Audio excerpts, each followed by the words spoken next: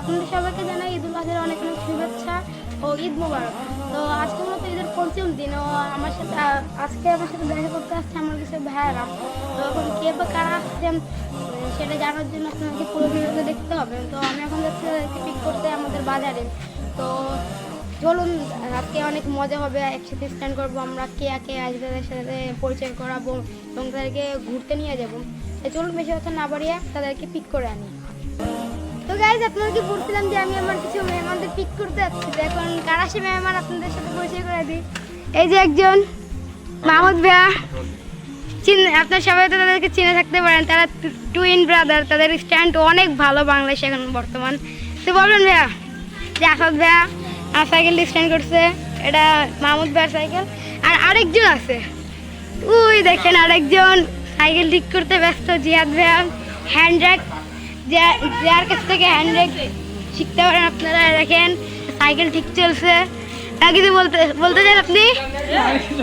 এই আরেকজন হেল্প করছে, গরিব মানুষ শিফটার কিনা তাই তাই এটা কোনো কথা গাইজ? বলেন যে একজন আর পোলো চালায়, একজন নিউ শোকা চালায়, বলে গরিব মানুষ, এটা কোনো কথা? এই দেখেন জনপ্রিয় হাসান প্রো 7। আরে বাবা, দেখেন আর পোলো।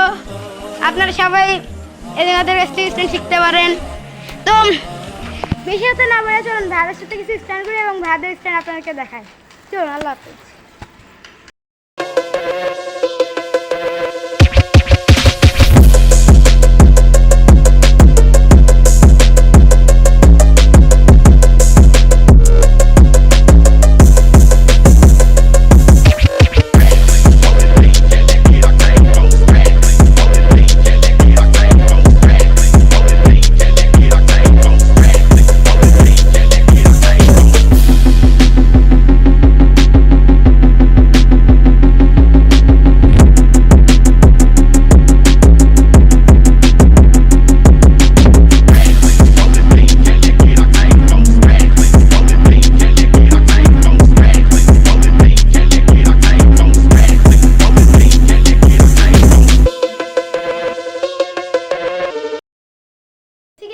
কালকে আসাদ ভাই, মাহমুদ ভাই, জিয়াদ ভাই আসছিল ঝিনাইদহ থেকে সাইকেল চালায় আমার সাথে দেখা করতেন।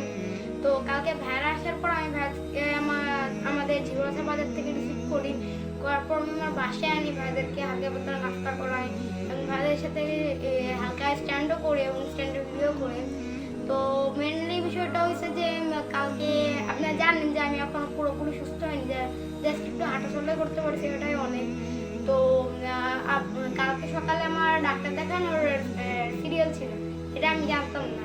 তো যখন ভাইদের সাথে আমি স্ট্যান্ড করতে বলেছিলাম তখন একটু পরে আব্বু এসে বলে যে তোমার আজকে ডাক্তার দেখানো সিরিয়াল আছে, তুমি ভাইদেরকে বিদায় দিয়ে দাও, অন্যদিন ভাইরা আসবে, তো তুমি আমার সাথে এখন জোর করে চলো, তোমার ডাক্তার দেখাতে হবে।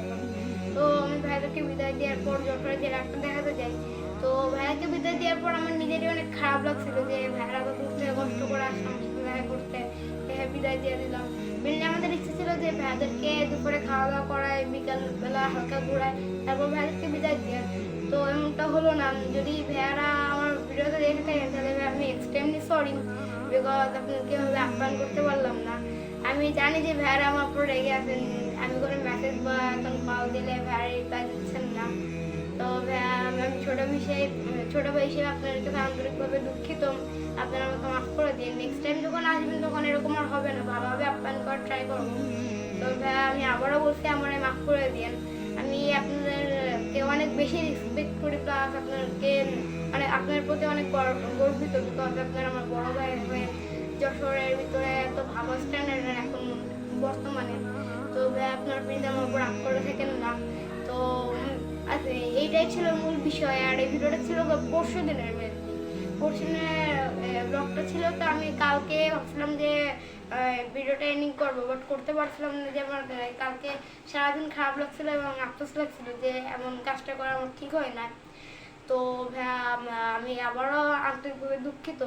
আর আজকের ভিডিওটা ছিল এই পর্যন্ত। কি ভাড়া যদি দেখে থাকেন তো সবাই ভালো থাকবেন, সুস্থ থাকবেন, right hand right safe, piece out, আসসালামু আলাইকুম।